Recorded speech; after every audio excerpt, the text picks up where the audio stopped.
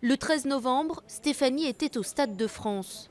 De cette soirée, il lui reste une grave fracture au tibia, pour laquelle elle est toujours hospitalisée 3 jours par semaine. La première radio qui a été faite les jours des attentats, dès que j'ai arrivé à l'hôpital en fait. Et là, on voit le boulon qui est rentré dans ma jambe. Mais il y a surtout les blessures invisibles, les crises d'angoisse, les insomnies. Cet anniversaire des 6 mois lui rappelle à quel point la page est difficile à tourner. C'est 6 mois qui m'ont bloqué ma vie, tous mes projets, toutes les choses que j'ai voulu faire. Et que j'ai dû tout arrêter et recommencer une nouvelle vie, hôpitaux, traitements, soins.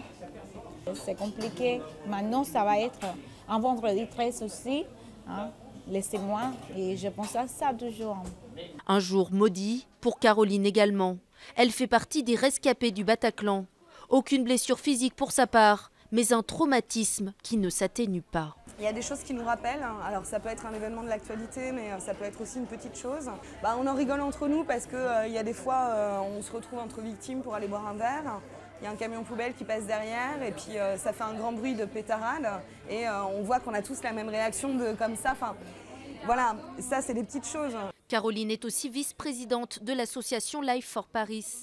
Malgré le temps qui passe, dit-elle, les nouvelles inscriptions affluent. Ces personnes-là n'ont pas encore de prise en charge au niveau des soins, sur la gratuité des soins de la sécurité sociale, n'ont pas forcément entamé pour la grande majorité de suivi psy.